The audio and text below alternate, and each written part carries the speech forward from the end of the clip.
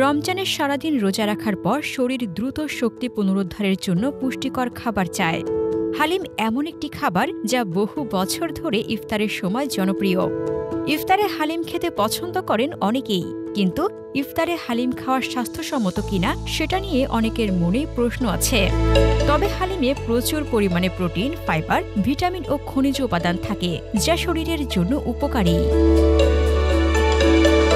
মাংস প্রোটিনের অন্যতম উৎস, যা পেশি গঠনে সাহায্য করে, শরীরের রোগ প্রতিরোধ ক্ষমতা বাড়ায়, আয়রন সরবরাহ করে, যা রক্ত স্বল্পতা রোধে সহায়ক।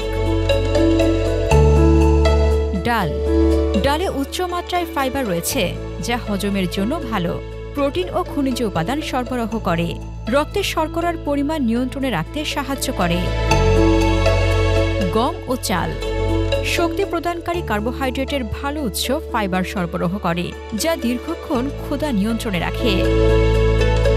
মশলা রোগ প্রতিরোধ ক্ষমতা বাড়ায় এবং হজমে সহায়তা করে, অ্যান্টিঅক্সিডেন্ট সমৃদ্ধ, যা দেহের কোষের ক্ষতি কমায়। ঘি ও তেল ভালো ফ্যাটের উৎস হলেও বেশি পরিমাণে ব্যবহার করা হলে ওজন বৃদ্ধির ঝুঁকি থাকে। ইফতারে হালিম খাওয়ার কিছু গুরুত্বপূর্ণ উপকারিতা রয়েছে। দ্রুত শক্তি পুনরুদ্ধার করে। হালিমে গম, চাল ও ডালের মতো জটিল কার্বোহাইড্রেট থাকে, যা শরীরকে দ্রুত শক্তি সরবরাহ করে এবং দীর্ঘক্ষণ স্থায়ী হয়। দীর্ঘক্ষণ পেট ভরা রাখে। প্রোটিন ও ফাইবার সমৃদ্ধ হওয়ায় এটি ধীরে হজম হয় এবং দীর্ঘক্ষণ ক্ষুধা নিয়ন্ত্রণে রাখে, ফলে রাতের খাবারে অতিরিক্ত খাওয়ার প্রবণতা কমে। পেশি গঠনে সহায়ক মাংস ও ডালে থাকা প্রোটিন শরীরের পেশি গঠনে সাহায্য করে, যা রোজার সময় শক্তিশালী ও কর্মক্ষম থাকতে সহায়তা করে। হালিমে থাকা মশলা, বিশেষ করে আদা, রসুন, জিরা, ধনে ও হলুদ, রোগ প্রতিরোধ ক্ষমতা বাড়াতে সাহায্য করে এবং ঠান্ডা কাশির মতো সমস্যা থেকে সুরক্ষা দেয়। হালিম রান্নার ক্ষেত্রে সতর্কতা হালিম যদি স্বাস্থ্যকর উপায়ে তৈরি করা হয়, তবে হালিম ইফতারের জন্য একটি ভালো বিকল্প হতে পারে। কম তেল ও ঘি ব্যবহার করুন। অনেক দোকানে হালিম অতিরিক্ত ঘি ও তেল যুক্ত হয়, যা ওজন বৃদ্ধি ও কোলেস্টেরলের মাত্রা বাড়াতে পারে। তাই বাড়িতে তৈরি হালিমে কম পরিমাণে তেল ব্যবহার করা ভালো। বেশি মশলা পরিহার করা অতিরিক্ত ঝাল ও মশলা থাকা হালিম অ্যাসিডিটি ও হজমের সমস্যা সৃষ্টি করতে পারে, তাই মশলা পরিমাণ মতো ব্যবহার করা উচিত।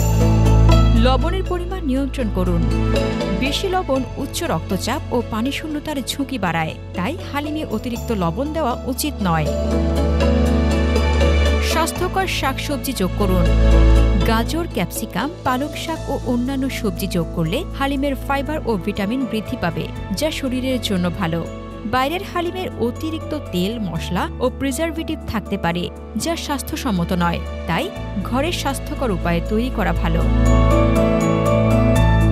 কারা বেশি পরিমাণে হালিম এড়িয়ে চলবেন? হালিম সাধারণত স্বাস্থ্যকর, তবে কিছু মানুষের জন্য এটি কম পরিমাণে খাওয়া ভালো। যারা ওজন কমানোর চেষ্টা করছেন, হালিম উচ্চ ক্যালোরিযুক্ত খাবার, তাই ওজন কমানোর চেষ্টা করলে কম পরিমাণে খাওয়া উচিত। উচ্চ রক্তচাপ রোগীরা বেশি লবণযুক্ত বা তৈলাক্ত হালিম রক্তচাপ বাড়াতে পারে, তাই নিয়ন্ত্রিত পরিমাণে খাওয়া উচিত।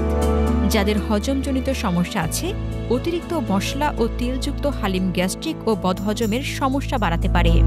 ডায়াবেটিস রোগীরা হালিমে থাকা কার্বোহাইড্রেট রক্তের শর্করার পরিমাণ বাড়াতে পারে, তাই ডায়াবেটিস রোগীদের পরিমাণ নিয়ন্ত্রণ করে খাওয়া উচিত।